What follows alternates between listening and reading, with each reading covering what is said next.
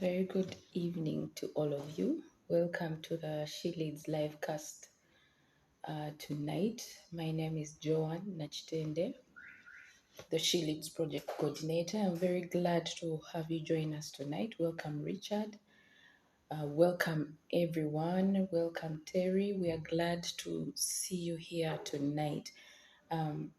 Please feel free to utilize that invite button right at the bottom of your screen to invite your friends, your network, and anyone you would like to take part in this conversation tonight.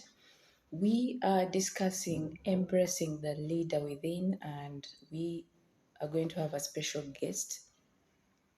And I'm excited to hear what she's going to share with us. I'm excited to hear the lessons and takeaways that we are going to have tonight. Welcome, everyone. Thank you for keeping time. Thank you for keeping time. Tracey, if you just, there's an icon to raise the hand. If you raise the hand, I'll add you to the speakers panel.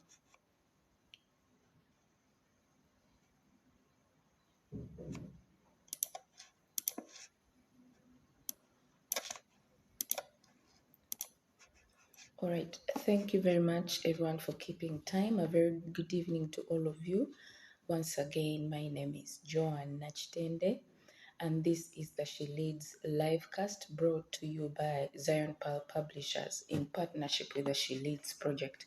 I thank you so much for coming, for keeping time. Those of you who are coming for the second time, third time, fifth time, I am thrilled to be reconnecting with you. And this is going to be an incredible dialogue. We know that you've also been anticipating so much for this moment, and it has come. Tonight, we are discussing the subject, embracing the leader within, and we are privileged to have a distinguished guest who will be contributing their expertise to this discussion. I thank you all who are already on board. Thank you, Terry. We will be continuing in this discussion, but before we go there, please go ahead and invite someone. I'm hoping that tonight will be about 50 people. So if you keep inviting your people, then it will be amazing.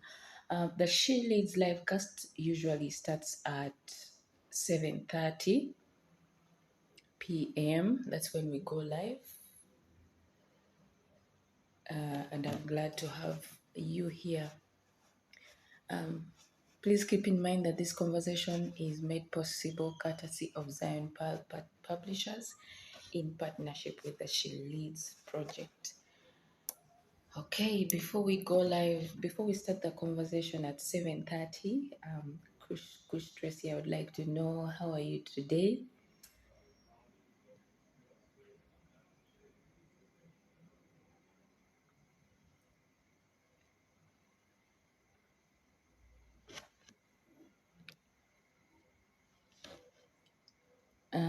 How? Yep. Yes, I can hear you. Oh, you can hear me? Oh, okay. Yes. So just confirming that my sound is okay. And how are you? Great. I'm excited to hear how the conversation is going to go today. I'm happy to have you here. Thank you for honoring our invitation. I know it's going to be an uplifting evening. We are just waiting for people to join in, and then we'll begin at exactly 7:30. Yeah.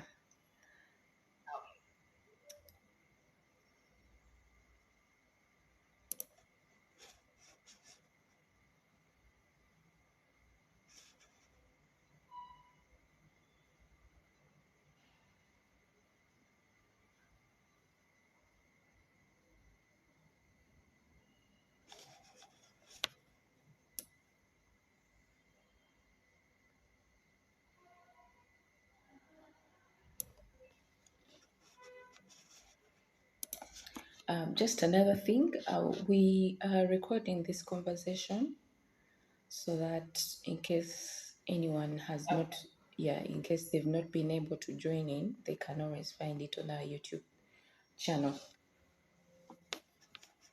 I'll be giving the details.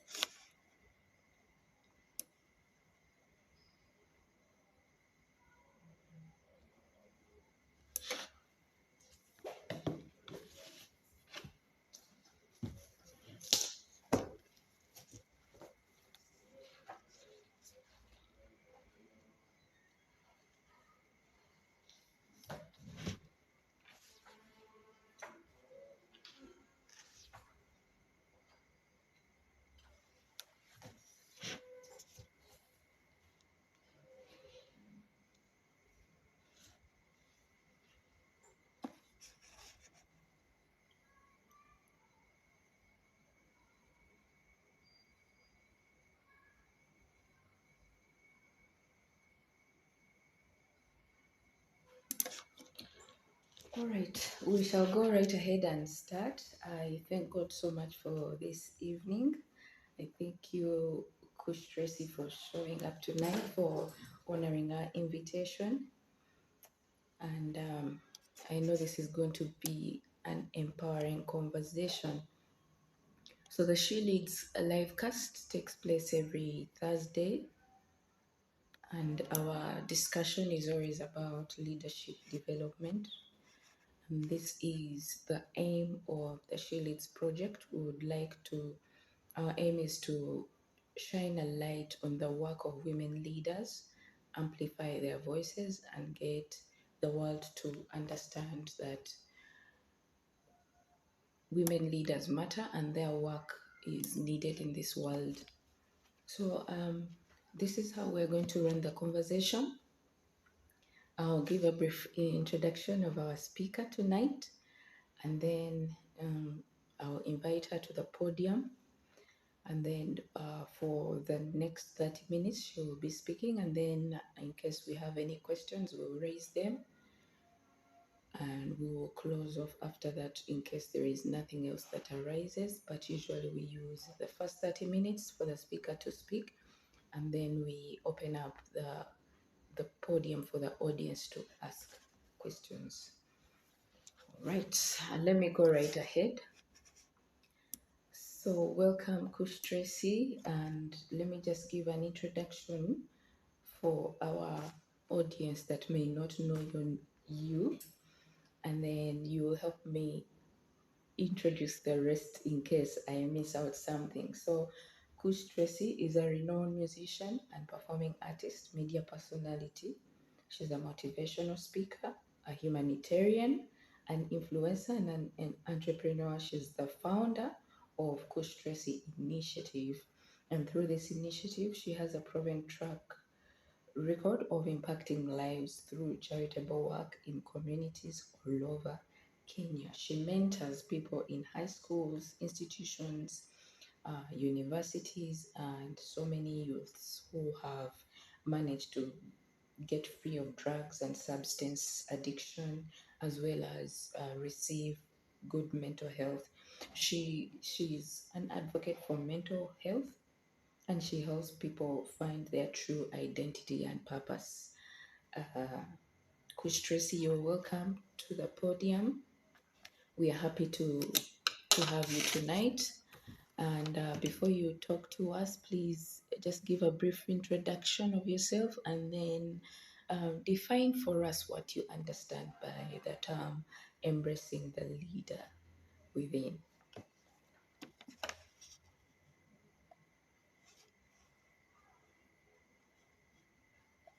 Hi, thank you. Just a You're question. welcome. How do we know when people are coming in or out? Sorry, this is my first time doing this on Yes, LinkedIn. we will see them joining in tonight. I don't know what happened to the first two people who came in, but they will keep coming. Okay, we can just wait for a bit. At least we're just not talking the two of us. All right, no problem. But also, we are recording so that in case someone doesn't get to hear this Oh, tonight, they can, you know, catch up later. okay, Mm. okay, okay. But I mean, it's let's okay. give it like 3 minutes and let's see what Yeah, happens. that's Mm. okay. Okay, thank you.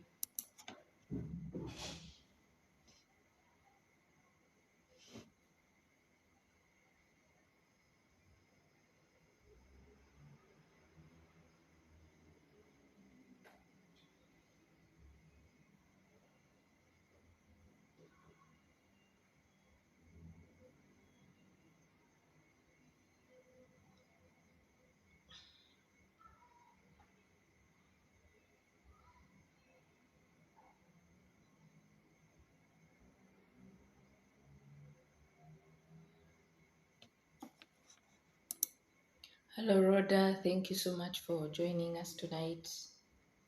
We are just waiting for a few people to join in and then we'll continue.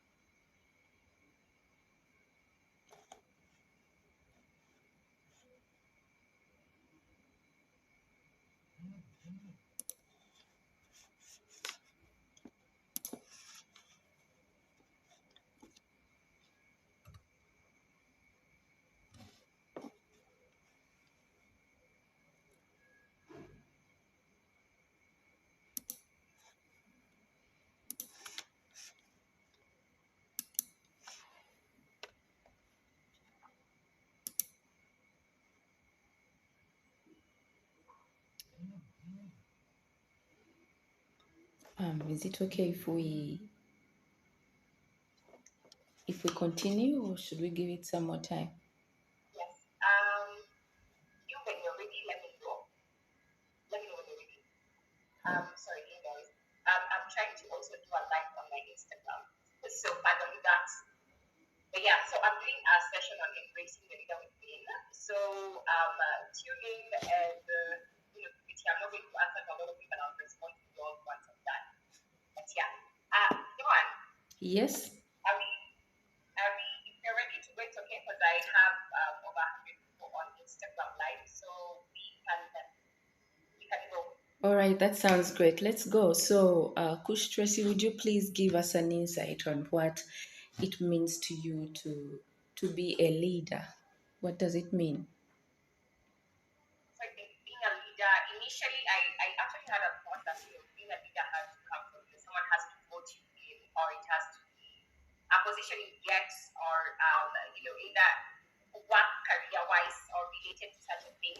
But then I came to realize, sometimes leadership is a choice, and tend to not, um, a lot of us, we tend to be confused of how we can lead our lives because most of the times we are being led by other people.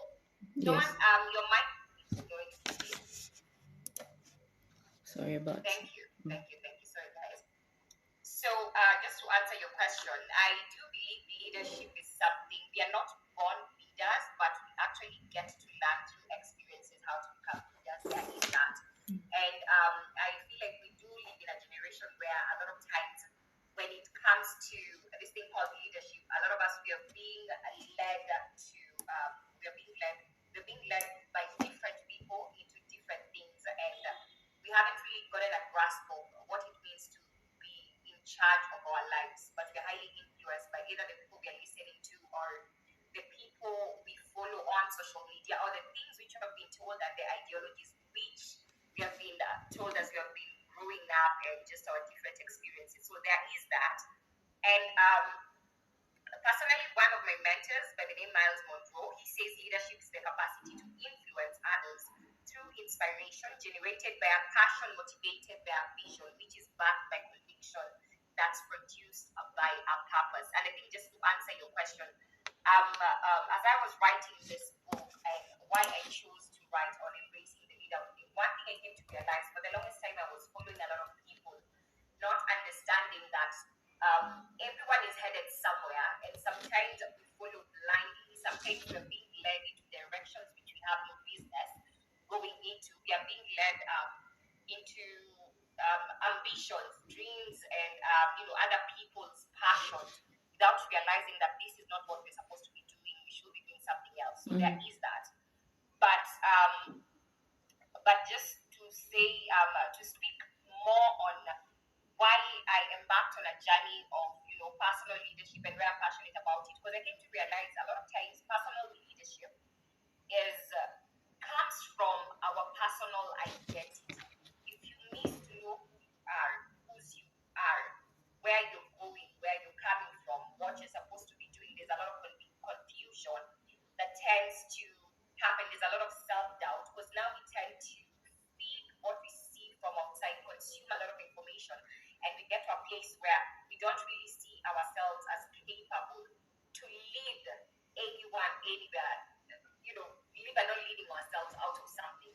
So I feel like as people, we need to get to a place where we are not ignorant of the reality. We do acknowledge the fact that um, we are all born leaders, and we can all learn to lead ourselves. That means we make wise decisions, we make our choices, and we do a lot of research in terms of what we want to do and how we're supposed to be doing it and what direction we're supposed to be going towards. There is that as well. So as I was writing She Leads, I was in a very interesting season of trying to figure out who I am, who God is calling me to be. What am I supposed to be doing? Because being an artist, being in the world, being the party girl, being the crazy girl, being the call all names. I've done a lot of things, but the reality is there was a lot of emptiness that followed that because I lacked the understanding of who God is calling me. So I have some questions which I feel like they're very necessary and important, especially if someone is trying to figure out who they are and what they're supposed to be doing. Because sometimes the careers we are in, it's not what God is calling us to do. And sometimes we are in careers because we're told maybe there's a lot of money in that career. We are in a career because maybe we were hooked up by one of our relatives or our family members or our friends, or we're just in a career because it has good money, or we're just making money. But the reality is we're not passionate, we don't even love what we're doing. So anytime we wake up in the morning, we're like, I wish this day just ends. You're not excited to go to work. And that comes from a place of, just doing things you're not really passionate about, but you're merely doing things just to survive. So I had a few questions which I'm going to put out here, just for those who will be taking notes and, trying to learn if any of you is in that season of trying to figure out who God is calling you to be and what you're supposed to be doing. I feel like these are some important questions which you can use, which you can answer, and which can help you find a bearing and a direction. And I want you to understand that when it comes to change, transformation, personal leadership, there has to be a lot of discomfort because you have to move from the familiar spaces and places which you've been in for you to embark on this journey which you do not know what will happen ahead. But you walk in faith, of course. We are told in the Bible, for we walk by faith and not by sight. There is that. So learning to trust God and trust that His plans for your life, they are definitely good, and that to prosper you, and He knows what is best. It might seem like sometimes He's sleeping, but He never sleeps nor slumbers. There is that. So the questions which I'm gonna throw in for my people on Instagram, I see you, I love you. So as we're doing this, one of the questions which I had to answer to get to a place of understanding what it means to embrace personal leadership was, what am I doing? And answering that question made me think about a lot of things which I was doing in my life. I was like, what am I doing? Okay, today I'm drinking, I'm very hungover. Why am I doing this? That's also another interesting question, because if you want to figure out what questions and dig through everything you're doing to get to the root cause of it. So a question like, what am I doing? Why am I doing this? Who told me to do this? Like I say, personal leadership is very different. Because a lot of times we are doing things because we saw other people maybe doing them. We're doing things because we had this is how it's supposed to be done, or we're doing things because culture says so, society says so. There is a lot of that. So a lot of times we're not really doing things because we want to do it, but it's because we're highly influenced. So just getting to a place where you understand that you don't need to do everything because society says this is the thing. Like sometimes you can sit back and make sober and solo choices and not have this mob mentality of doing everything that everyone else is doing because my mates are doing it, everyone on social media is doing it. This is the current trend. So a lot of times we are being carried away, we are being led by other people into destinations we have no business going to. So aside from asking myself, who told me to do this? The other question was, when did I start doing this? So I had to go back in time to figure out when did I start doing the things which I was doing. When did I start this habit? When did I start being like this? When did I start feeling like this? And that gives you a better understanding of who you are as a person. And it gives you a better understanding of why you react, behave, or you move the way you move. It's very important to understand why you are a certain way. Because a lot of times you say, I am like this, but the reality is none of us is like this. We're not just like this. We weren't born like this. We aren't have always been like this. And why am I saying this? It's because a lot of times we pick up habits, we pick up pain, we pick up responses from things we've experienced in our lives.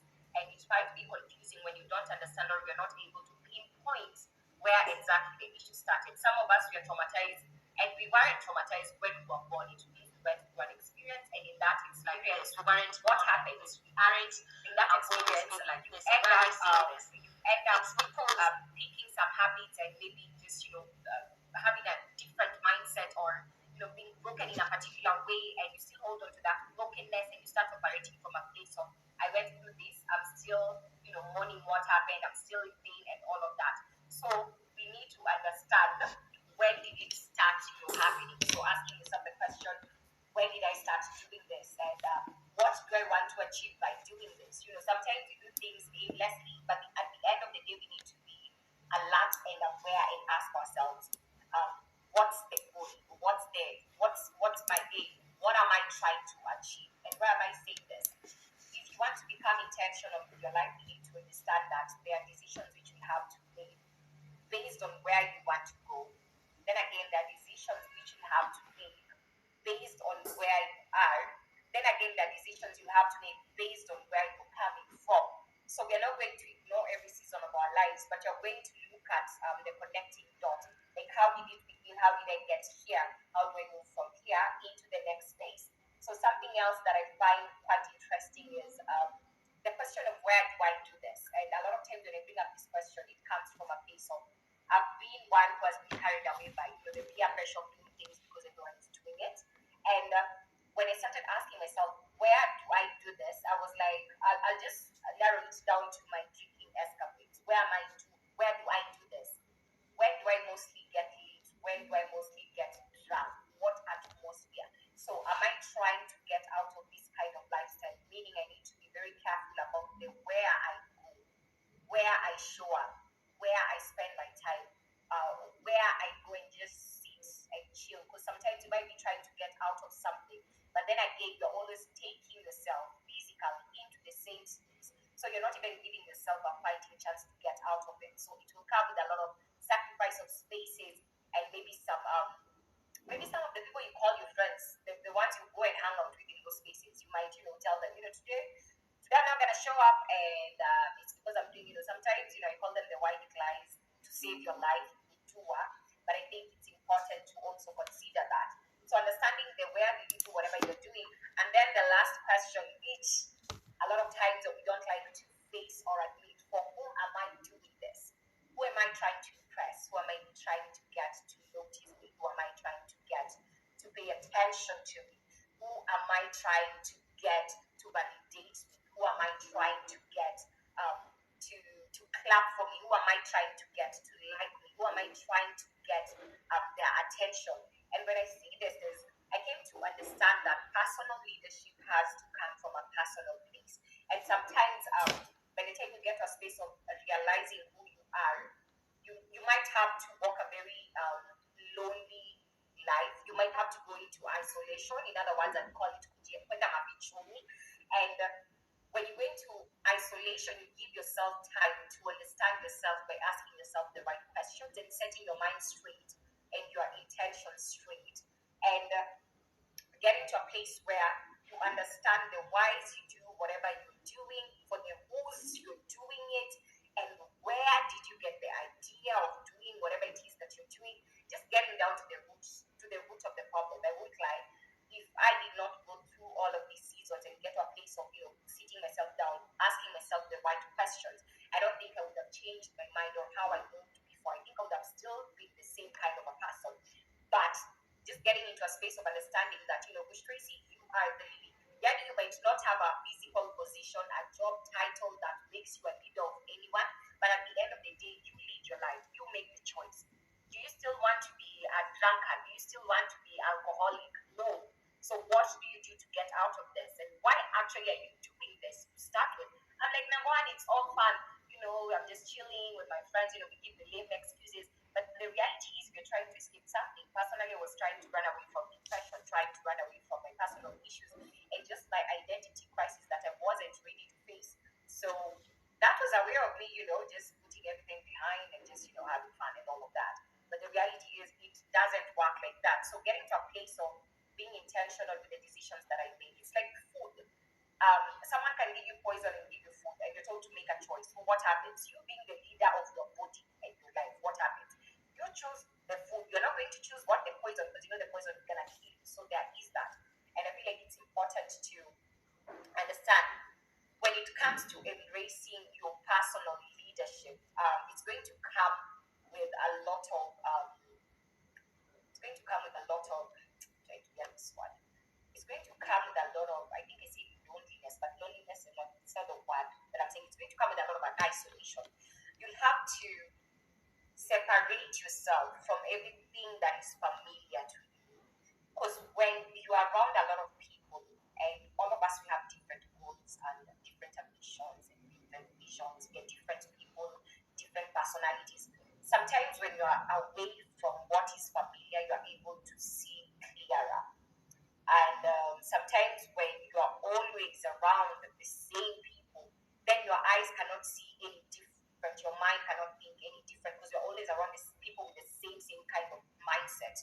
And I feel like a very important question each and every one of us should be asking is, who am I? Because we are not what we do. We are not what we've done. We are not the things we're struggling with. Because I've been called names from a place of judgment. You are a public figure, so you're online and people feel they can tell you whatever they need to tell you. So I have been called names, and I've been called ratchet, I've been called an alcoholic, and I've been called names, I've been called all sorts of names. And at the end of the day, I was like, who am I exactly? Because all of these names which I'm being given, they are labels people are putting on me. And the whole thing about labels is labels are not facts and labels are not truth. But a lot of people, they're stuck in the label. Someone called you a prostitute, then what happens?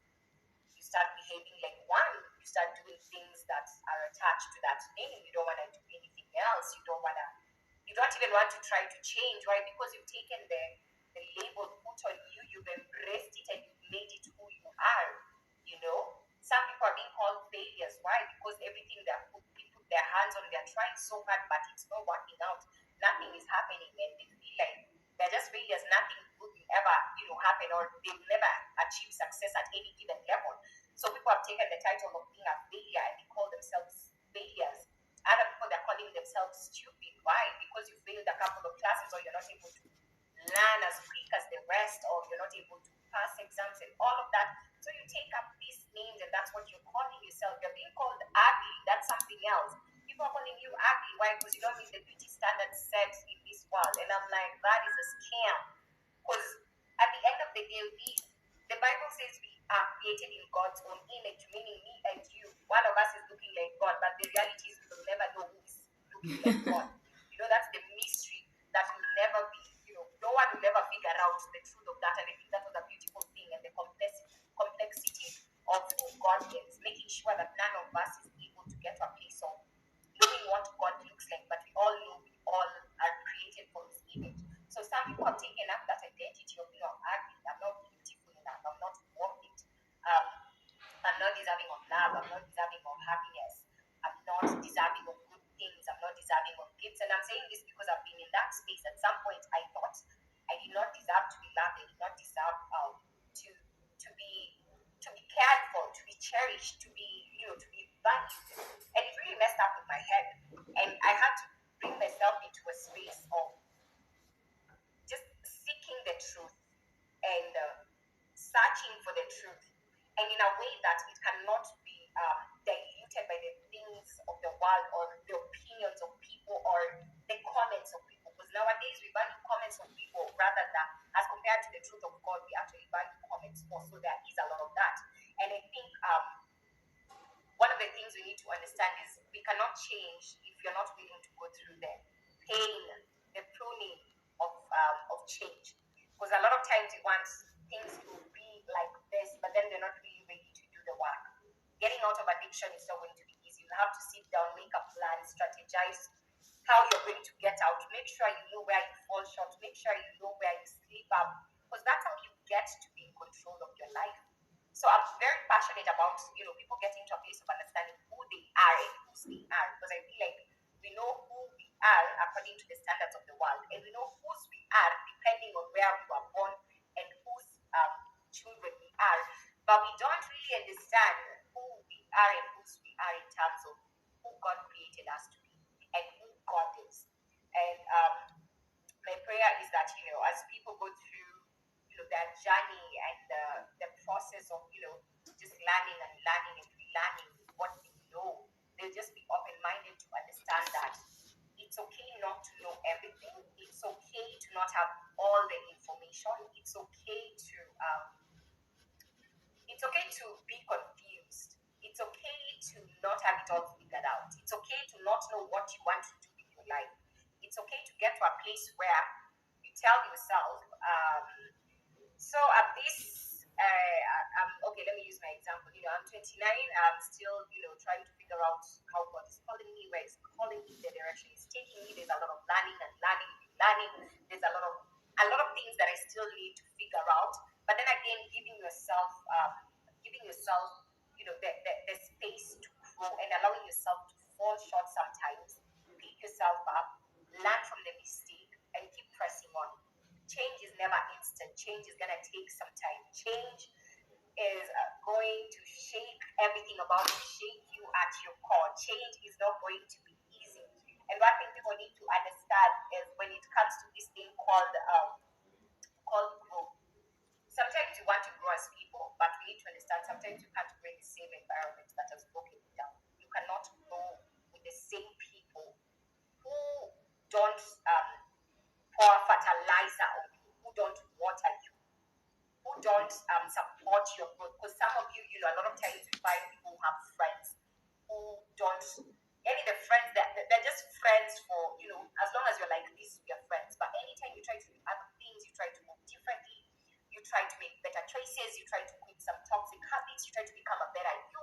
It's always like, no, we don't want a better version of you. We want this version of you. We need you to stay in misery because now we have something to lament and complain about when we seated together. So some people have friends who don't want them to grow, and the moment they start growing, the friends will no longer have the capacity to accommodate you. And this is where a lot of people get stuck.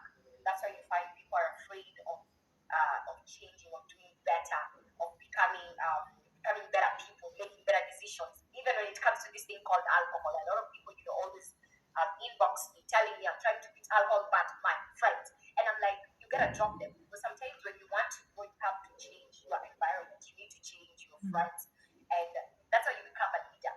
Leaders, they sign bills. Leaders, they write. Then you write a check of whoever nakulipa sufuri, meaning I no longer want to be with you. You are fired, hired. That's what you do as a personal leader. You fire, you hire your friends like no one's business. Run your life like a biashara.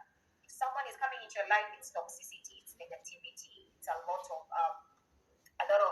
what are they doing? A lot of they're clapping for you when you're doing this is, I think it's called logical fallacy.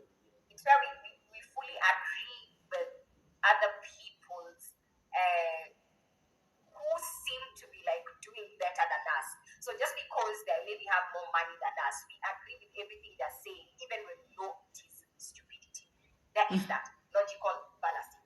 So we need to be able to make sober decisions as individuals. As individuals, if we want to, to just do better and become better people. So there is a lot of that. But one thing I want to say, there's a verse that I really, really love, and today I think something else stood out for me when I was reading through the same verse. It's in Ephesians 2:10, and it says, "For we are God's handiwork, created in Christ Jesus to do good works, which God prepared in advance for us to do." So as I was reading this, I was like, God prepared in advance for us to do. So we are God's handiwork. All of us, we have a God purpose in this life, but most of us will not figured it out yet. There is that. And God created us, and already it's already been destined what we're supposed to be doing. But a lot of us end up dying before we start doing what God called us to do. We die in careers, we die, in employment, and some people are lucky because their God purpose is in their area of employment and career. So there is that. But for some people, they need to figure out, if I'm only going to this job because of the money I'm making, then what exactly is it that I'm supposed to be doing? That is that. So why I was saying this verse stood out for me today, when I read that God prepared in advance for us to do. The other verse which came to mind was Jeremiah 29:11. For I know the plans I have for you, meaning based on what we are doing, but then there are plans that already God has set aside for us. That is, there are works that we are supposed to do as individuals, but then again, we will never get to that place of understanding what God is calling us to do until we get to a place where we are able to sit down, evaluate ourselves as individuals, get our self-worth right, and make sure that things which we consider to give us self-worth, self-esteem, our self-image, they're the right things, not material things which can be taken away at any given time. But if your self-worth comes from what you have, so what happens when that is taken away? And why am I saying this?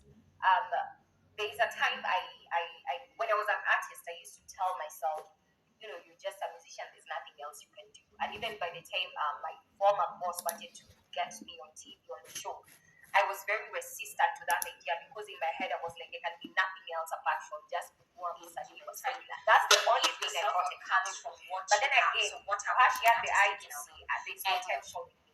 Why am I saying like, this? Something just can't go right. It doesn't work out. When I was an artist, I used to tell myself the opportunity comes, just a musician is not learn how to job to me. And even when I can say, but at least to say, show.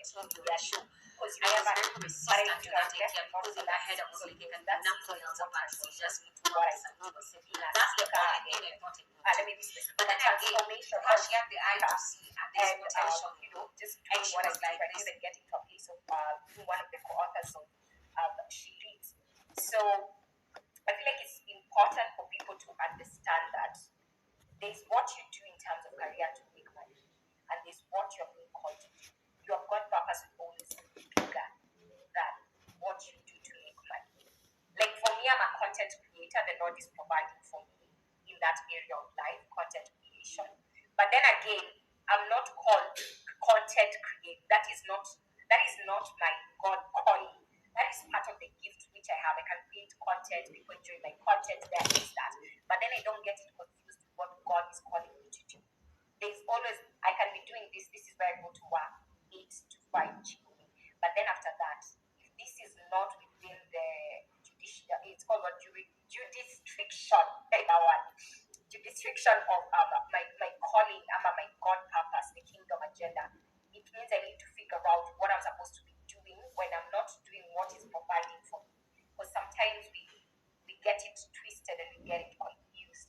So I feel like a lot of people, they're prisoners of their past, and a lot of people, they're stuck up on who they have been and who they are currently, and they don't want to allow themselves to see a different version of themselves, or to see themselves in a different space, a space of growth, a space of a space of a space of just a space that is different, a space of change, a space that is less familiar.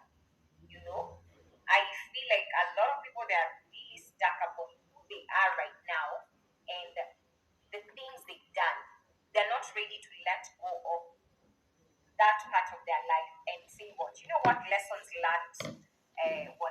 happened, but now I thank the Lord. I'm going to use that as a testimony, but I'm not going to be a hostage of what has happened to me. So getting to a place of understanding that. And aside from that, I feel there's this question today that I was at some interview and someone was asking, what are the things which I regret? Was it what are the things, or what is the one thing that I regret? And initially I was quick to answer and say, I do regret what what I've done in the past. I do regret some decisions that I made and all of that. But today I was looking at it and I'm like, no, I have no regrets. Well, those were not my best days. Those were not my, my good days. Those are not the days I'm proud of. But I don't regret, because if I did not go through all of those things, then I will not have, real life experience to speak about these situations, to speak about these things, because God had to take me, through it. What, of course, some of the things which I've gone through, it's because of my stupid decisions. There is that, but the Lord was gracious enough to cover me, protect me, and just bring me out on this other side, and I'm able to look back and say, yeah, I did that, and this is what happened. And I'm able to teach from a place of experience. I'm not teaching from a place of storytelling or someone else's story, but I'm teaching from a place of being there, done that, gone through that. And yes, it hurts. Yes, it's painful, but you can still get out on the other side with a positive mindset, with a positive attitude, still wanting to live life, to do life, and to do to just do a lot of things. So it takes time to get to this kind of a mental headspace, but it's possible. It's not easy, but it's possible. There's a lot of work that has to go in the things you're consuming on social media, the people you're listening to, the people you're calling friends. Because you need to surround yourself with people who are calling out the you that God is seeing, the you that God is talking about. Because a lot of times we are surrounded by people who are calling us from what we did yesterday, what we did a few years ago, and they're not willing to let it go because it makes them feel good when they are able to tease you based on what you did wrong, where you fall short, and the things you're struggling with. So I feel like it's very important for people to get to a place of understanding that you need to surround yourself with people who call the God in, who call the spirit of God inside of you. They look at you and they tell you, my dear, yes, umechoma, umeban, yani umeban negative, umeban baka cameraman, but you still have potential. You still, you're still a child of God. You still love. You can still make a different decision. I feel that's where a lot of people we get stuck. And a lot of times, we're talking about leadership today, embracing the leader within. Sometimes you think leadership will be to me, but leadership is the choices that we make.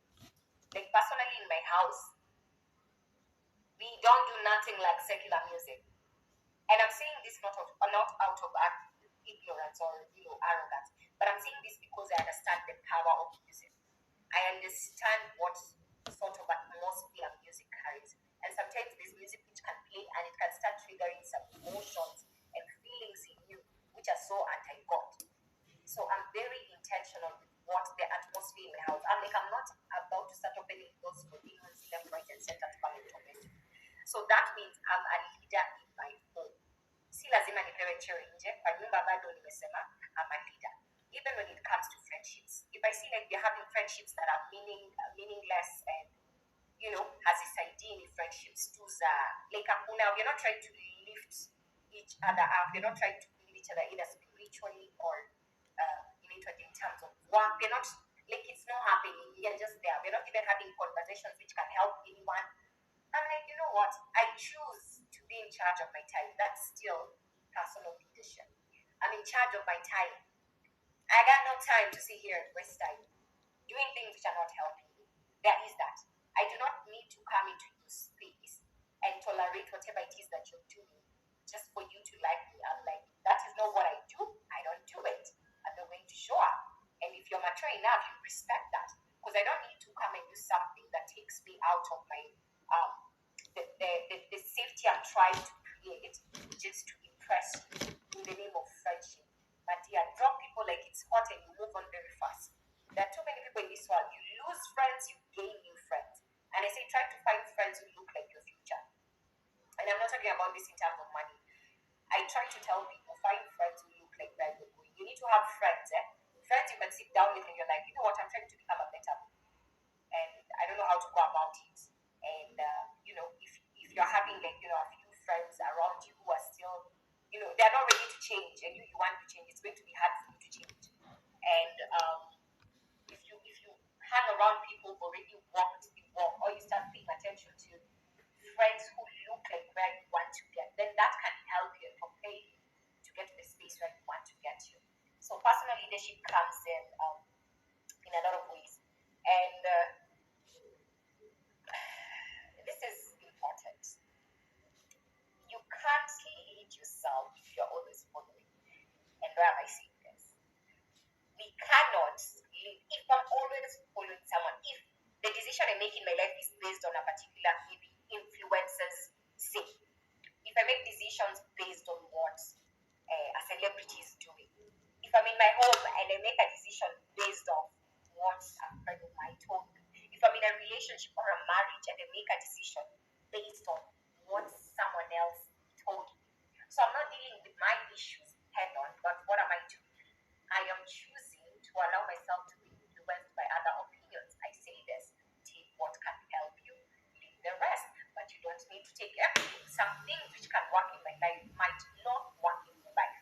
So also getting to a place to understand, if you're always following people, if your decisions are based on other people who you feel they are better than you, they're more accomplished than you, then you need to ask yourself, are you exactly leading your life or is someone else leading your life? And this generation, that's a crisis. This generation, majority are being led. People don't know who they are, where they are going. You ask people what they want to do. I want to become a TikTok influencer. What do you want to do? I just want to become famous.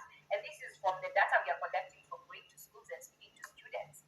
And it saddens my heart that you find students, they're like, me, I just want to become famous. I want to be known and make money.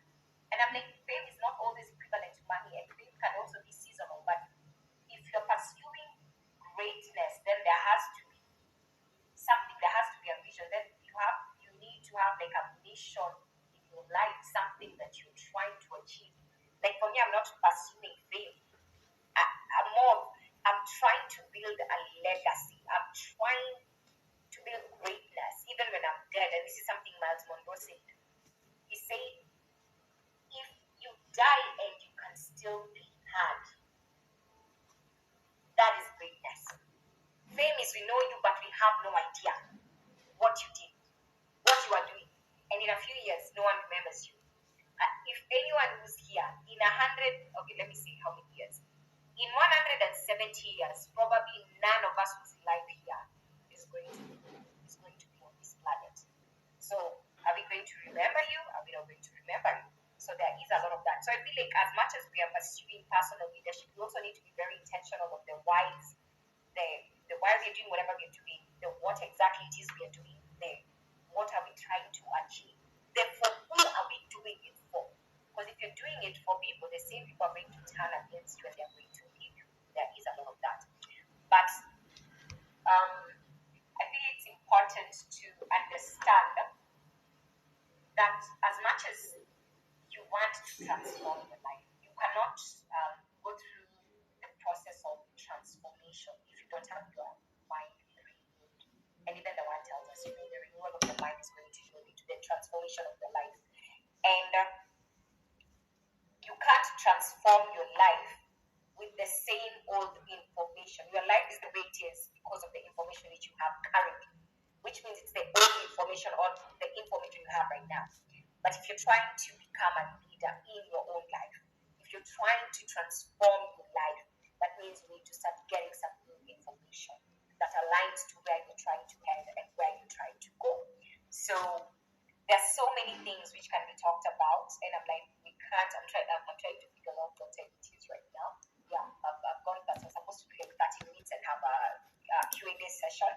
But as I finish, I'm going to just give you some tips that you can use just apply if you want to flourish in your personal leadership and just your personal life.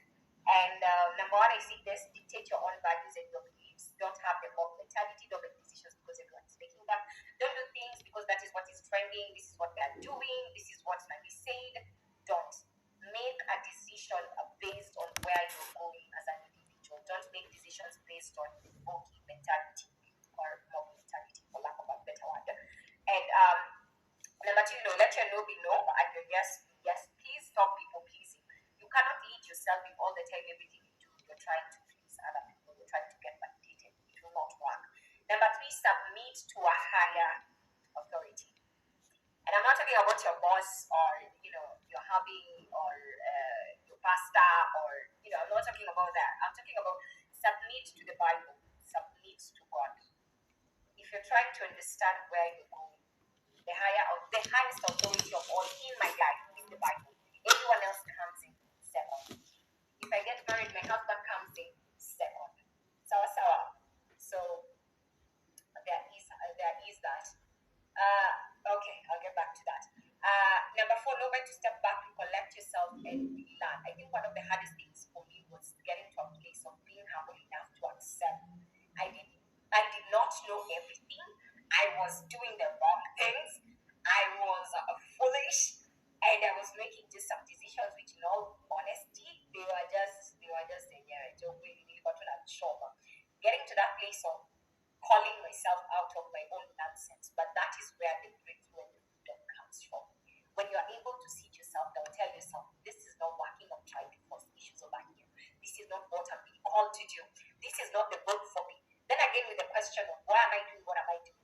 Some people are getting into entertainment because wanadhani wasanii wako na lifestyle. So you're getting inside it and you're not even passionate about it. So please be very careful. Be very careful. Be very careful. And it's okay to make mistakes. It's okay. It's okay not to. If you don't know everything right now, that is still okay. So just getting to a place of saying, I'm in a trauma, I need to step back, I need to recollect, I need to gather myself, gather more information, do more research. And for me, I say this: there's what I know up to now, but there's a lot of information I'm yet to come across, yet to learn. So the views I might have right now, in a few years, I might have different views. Because, as I mature in Christ, as I mature in my walk, I'm definitely going to grow in so many ways. So, sijui kila kitu, but I'm a willing student. I'm a willing student. I'm a willing student. At number five, never be too overconfident to a point of impaired judgment. Saying unaweza kujiamini zaidi mpaka ile unajiaminia kujichocha. So if you are able to be confident, but then again look at the labels, give yourself room to might I be making a mistake. Never feel like you know it all. That is that. As you're trying to lead yourself, never feel like you know it all, even with God. If you go to God telling him, I know everything about me, I know what I'm supposed to be doing, I know, yeah, not better, I just be outside. Honesty, right now I look at myself and the things I say, and I'm like, well, if it is not for them, when you ask God for wisdom, understanding, discernment, and knowledge, this is how God can come to, but then again, it won't happen miraculously. You'll have to spend time, invest time in reading, study, research. So there is a lot of that. At number six, be willing to go all the way, to sacrifice, to serve, to go to the mountain and back to the valley. And I think I always find this to be very interesting. A lot of us, we want to get to the mountain top, but the work is not at the mountain top. Watu wako kwa mountain top already walifika, wamefanya kazi yao, wakafika. Kazi iko hapa kwenye valley. So even people like me, what I do is, with what I know, I have to come back down to teach those who are here so that they can also get themselves up to the mountain. So that is what leaders do. You learn, you come back, teach. You God download something in your mind, in your spirit. If you're able to get it and you're able to see it, go and teach other people so that you also give yourself room to get new information. That is that. And be willing to sacrifice. So sacrifice a lot of time. Anything that is going to be attached to your God purpose on this earth will come with the sacrifice of yourself. You'll have to sacrifice. You'll have to sacrifice your time. You'll have to sacrifice some of the things you enjoy to do, just because the things of God humans cannot understand. But there'll be a lot of self-sacrifice. So I hope you get to that place of understanding, even when sometimes it gets hard. There are some things you'll be saying no to, but your flesh is saying yes. But your spirit is like, Kamisa, Kamisa, this God is saying no, this one. And your flesh is like, where to go? The same application. There is a lot of that. So just getting to a place of being able to sacrifice. And at number 7, we have be content and just have gratitude in every season, in the good seasons, in the bad seasons. We like thanking God when everything is good, but even when things are bad, always remember He is still a good God. At number 8, control your social media. I'm not even going to go back to this. I think I already spoke about it. Be very careful about what you're consuming on social media. Are you leading your life, or are you being led by the things you're watching on social media? Ask yourself the right questions. And at number 9, create a sense of urgency empowered by action. It's easy to say I want to change. It's another thing to say I'm going to change and I will do the work. So getting to a place of understanding your life is very short on this earth. And sometimes we think we have a lot of time, but we've lost a lot of friends. And it makes me ask myself, time, do we really have a lot of time? Do we really think we have a lot of time? I'm almost hitting 30 in a few months, and as I'm looking at, the 30 years, it's like I blinked. I mean, my 30s, I'll blink up in my 40s. If the Lord gets me to that 40, I blink, you are 50. You blink, you're no longer a youth, you're no longer a youngling, you're like, where will make us the generation yet? And I'm like, if I have a child and my child gets to 20, so there is a lot of that. So just coming to a place of understanding our life is valuable and it's very short and it's limited. I think we need to create a sense of urgency when it comes to the decisions we make, the people we allow into our spaces, the voices we allow ourselves to hear. Who are you paying attention to? Who are you focusing on? Who has your attention? I think that's the question for today. Who has your attention? Who has your attention? Who's telling you to do what you're doing? Who's telling you to do what you're doing? And do remember, if you're tolerating something, then you're not even allowing yourself to experience change. And whatever you tolerate, it will never change. And I think I'm one person who likes to encourage people to get to a place of weaponizing their mind. There's a mindset which I had, and it wasn't like this. 3-4 years ago, I wasn't like this. My mind was not working like this. I wasn't thinking like this. But it's taken listening to the right voices, paying attention to the right voices, consuming the right content for my mind to become like this. It wasn't like this. And you all know, if you followed me long enough, you know I wasn't like this. This was not a version that I ever saw coming. But I thank God, because God is not man that he should die. God is not a man. God is not a man. So always remember that. I don't think there's anything else which I've left out. I think I've given you guys some of the tips you can use and all of that. But do remember the book, when you guys were live on Instagram, you can find this book. It's actually a Nulia bookstore. And it's called SheLeads 17 Amazing Women who have co-authored in this book different chapters. I'm on chapter 5. That's why I was talking about embracing the leader thing. And if you want to change, you need to know that you're a leader. And leaders are not followers.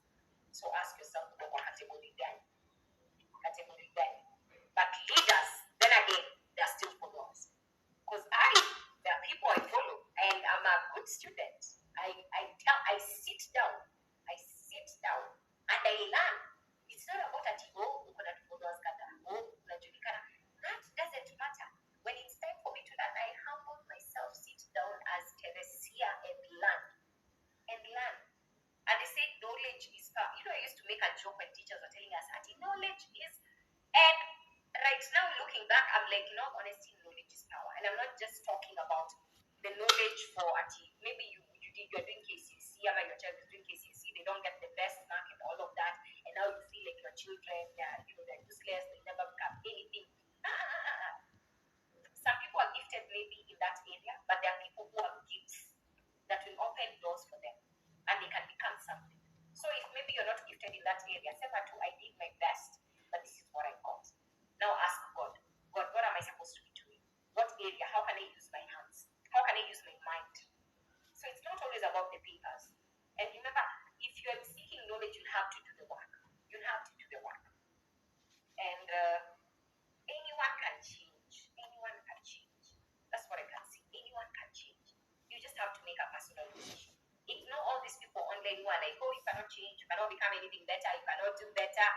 everybody telling us, oh, who do you think you are? Ignore all of those naysayers. My dear, if you want to stop doing that from tomorrow, please try. If you sleep again, wake up the next day, start again. Start again. Never stop starting to do better, to change. Never stop. Stop listening to voices which are not helping. Be very careful. Be very careful. And always remember, life is not always easy. You go through the fire, you go through the storm, and sometimes to make it to the out of the other end, you'll have to endure the storm, endure the rain. You'll have to do that. And also do remember, when the fire is hot, the fire does two things. Either it produces or it destroys. So let your fire produce something in you. Let whatever it is that is bothering you produce something in you. Don't let it destroy you. Don't let it destroy you. So that's what I can say when it comes to leadership. Joan, yes, Joan, you can take over. I think I've spoken enough. Joan. Honestly, Tracy, I was still enjoying your conversation. I talk. I really talk a lot. I was almost getting for an hour, and I'm like, I was like, there's a whole time I stop. Actually, there's always room, to have more conversations. But yeah, thank you for having me speak tonight. Thank you so much. It's such a blessing to hear from you, and it's like we broke into a well of wisdom when we let you speak. It's like you could not stop pouring out wisdom after wisdom. And I'm grateful to God for you giving us these insights tonight. I'm sure even the people on Instagram are excited, they're happy, they've taken notes. And I, for one, the thing you said that there's this question I had. I was about to ask you before you answered it. I was going to ask, is one born a leader? And then you answered it that we are born leaders, yes, but then we are leaders who are being made. It's a process of becoming a leader. And you pointed out the things that limit us from becoming the leaders that God called us to be, and how we can come out of that. And you gave us the 5 questions, what am I doing? Why am I doing it? When did I start doing this? And so many more. And for me, this has been such an eye-opening conversation. But I have just one question before we open up um, the platform for others to speak, to ask rather. And if anyone on Instagram has a question, please go ahead and write it in the comments, and Tracy will answer it maybe tonight or another time. Putting your questions, I'm going to be answering them as well. Hi, all guys on Instagram. Hi, and thank you for tuning in. Yes. So I have a question. In your opinion, what has been your most rewarding aspect of embracing the leader within you? Wow, that's a deep question. The question is, what has been, wait, sorry, repeat the question. What has been my most rewarding aspect of Yes. embracing the leader within? That's the question, right? Yes. Well, I'll say it's just getting to a place of understanding. I'm in charge of my emotions and my thoughts. In charge of my decisions and the trajectory of my life, and just getting to a place of understanding I'm worth it. I'm worth it. Exactly. Yes. Because my leadership has really greatly affected and heavily influenced my self-esteem. And also the knowledge which I've acquired as I've morphed into becoming this person has also really expanded my mindset in ways that I can't even explain.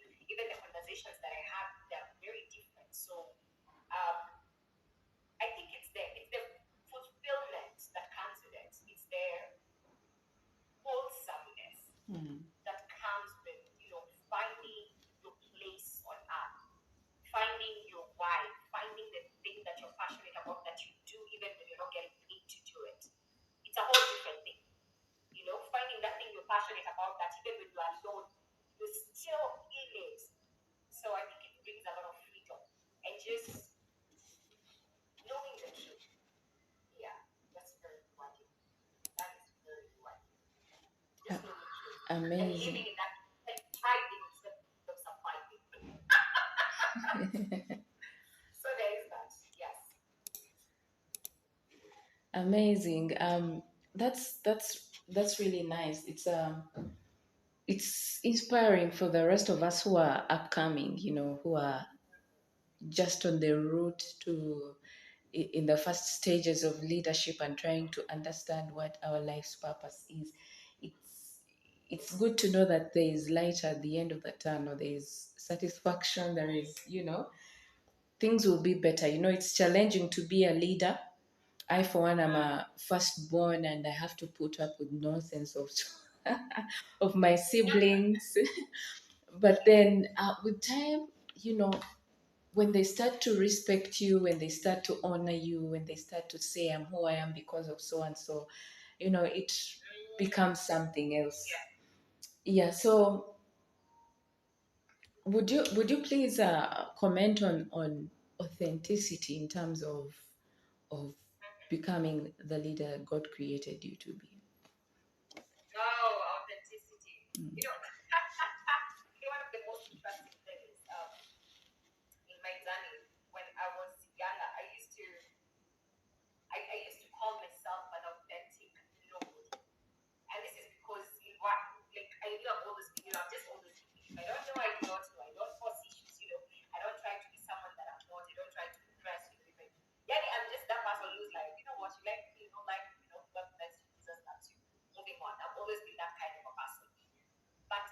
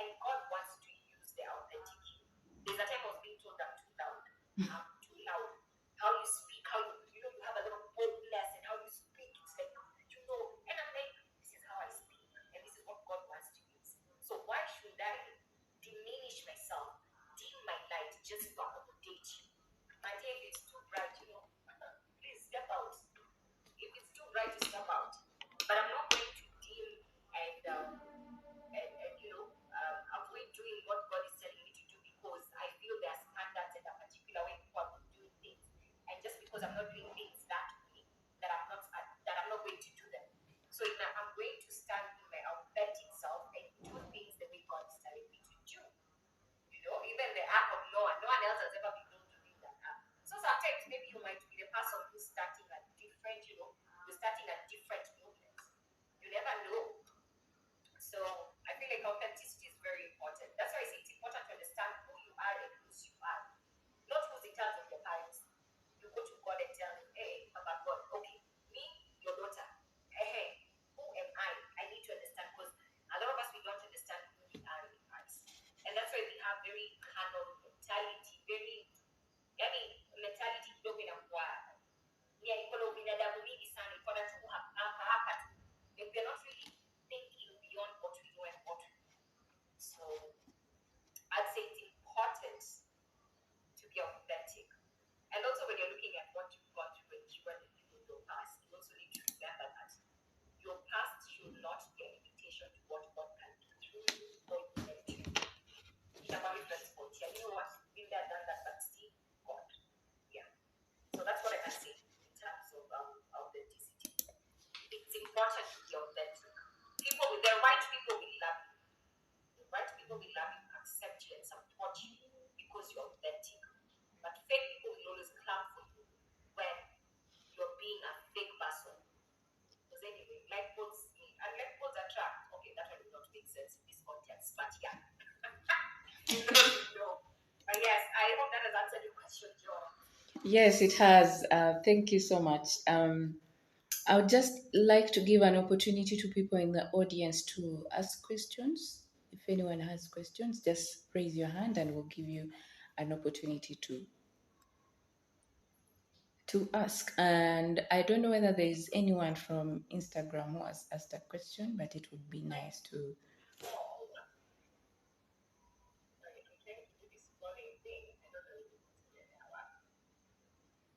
Maybe you have questions, I either take the opposite wrong.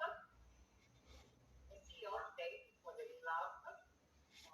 Yes, and I think it's a little bit. That has been long, but thank you for speaking about. So, I think this was really quite big. All right. Janet here has a question. Okay. Janet, just unmute and then you ask your question.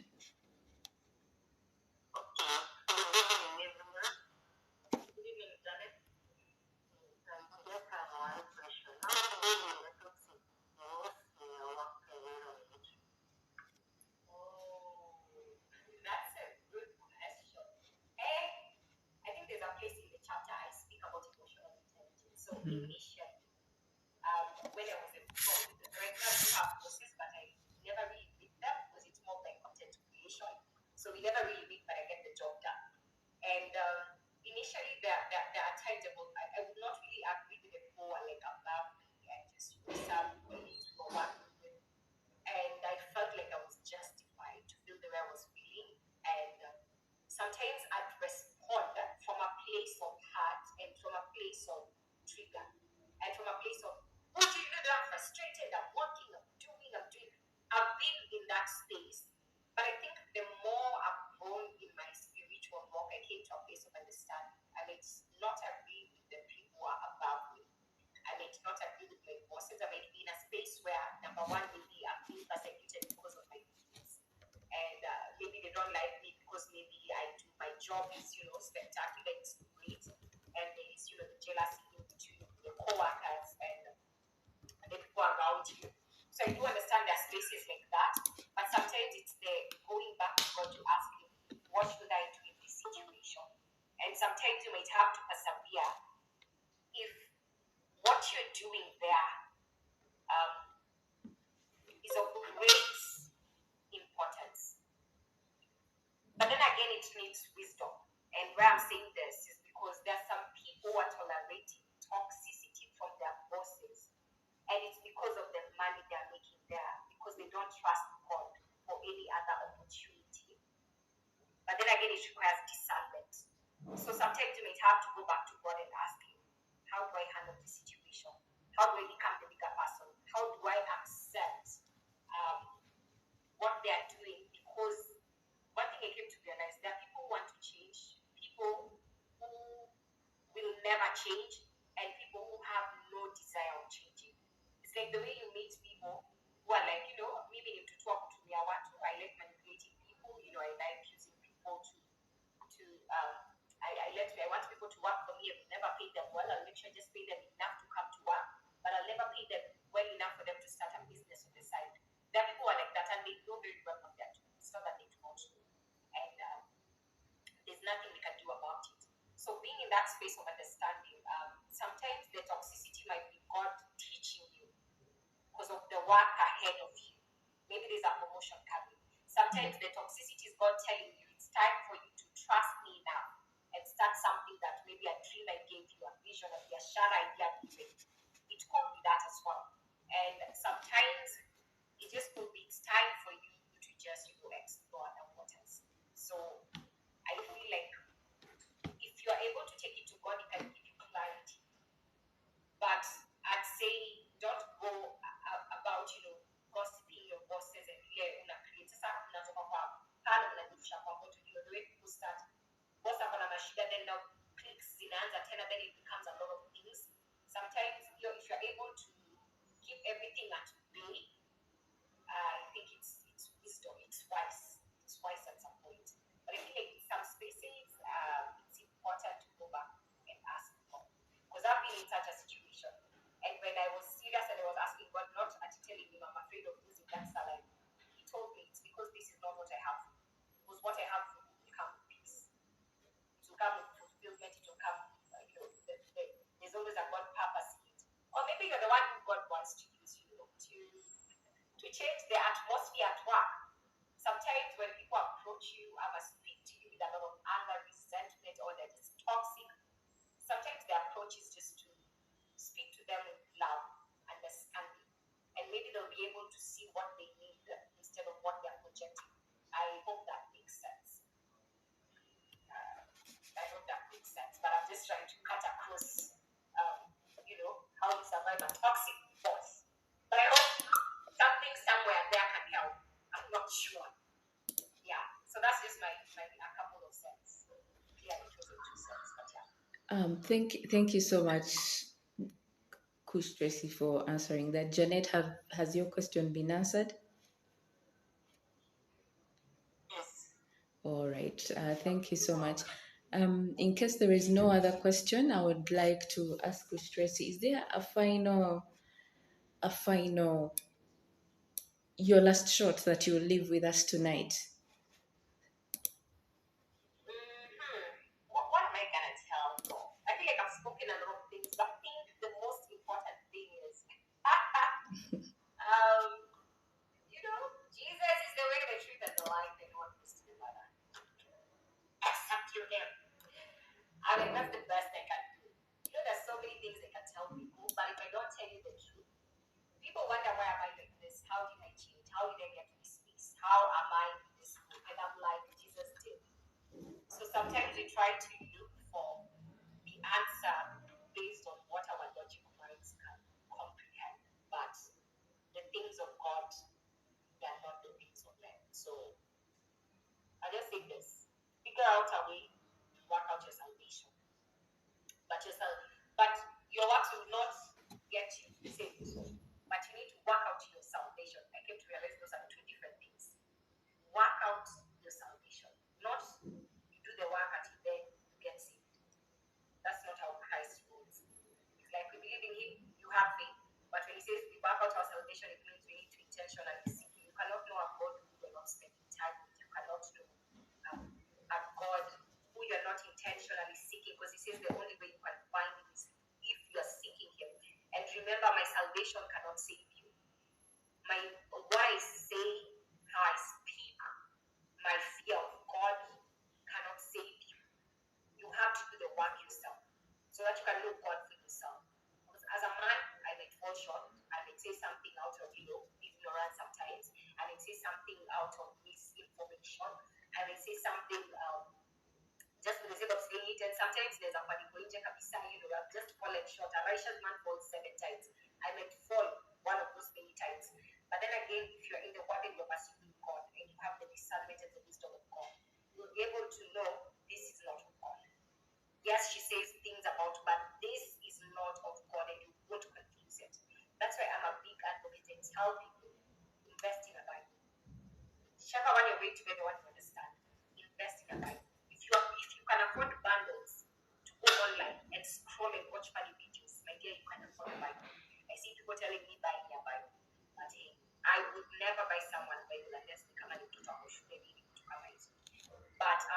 grown up who has bundles to have online and tells me to buy them a Bible because they don't have. I think that's just a whole level of ignorance, and you don't really want to know God. Let me tell you, if you want to know God, you will sell your phone to go and buy the Bible. It can be that radical. And people will tell you a lot of things, but the Bible will never lie to you. It is never going to comfort you with life. It's going to comfort you with truth. It's going to convict you with truth that's from a place of condemnation. That's what you need to understand. So I can only tell guys to just, find Jesus. Find Jesus. Yeah. So I think that's the parting short. Hizi vitu zingine zote ni story tunapiga. Na Mungu kutafuta Yesu. Yeah. Yeah. We have a kingdom person. That's right. The kingdom agenda is like this. That's the end goal. Everything else we're doing is just part of it. But the thing is, we all need Jesus. We all need Jesus, but then you need to ask the question, why want Jesus? Yes. You know, that makes the two of us, and I believe that's the most valuable parting shot that I've ever had on this LinkedIn Livecast. Just in case you are wondering what we are doing, this is the SheLeads LinkedIn Livecast, and we are always here on Thursdays talking about leadership development. Tonight, we are trying to understand what it means to embrace the leader within, and our special guest tonight was the one and only Kush Tracy. You know, when Kush Tracy was talking about Jesus, she reminded me of a time when BMW had manufactured a certain type of car, but this car kept causing accidents, and sometimes the cars would break down or they would explode as someone is driving them, and they called back these cars to the manufacturer called back the cars, and they had to be repaired and they had to be fixed in some way. So I don't know what point in life that you're standing at, but the manufacturer is calling you for some bit of editing, some bit of repairing, some bit of fixing. Yes. So without any further ado, I will ask my co-host Electine Kunyu to give us any announcements. She told me she has announcements, so I'm going to let her speak, and then we will bring this to a close. Electine, can you hear me?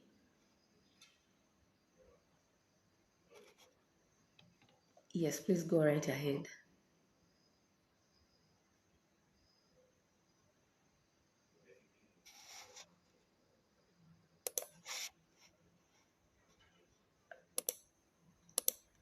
Sorry, we don't seem to hear you.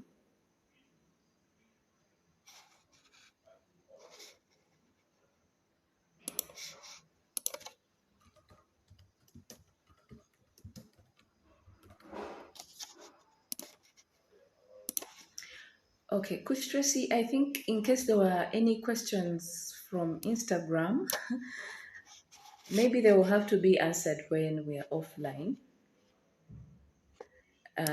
But we are so grateful for tonight.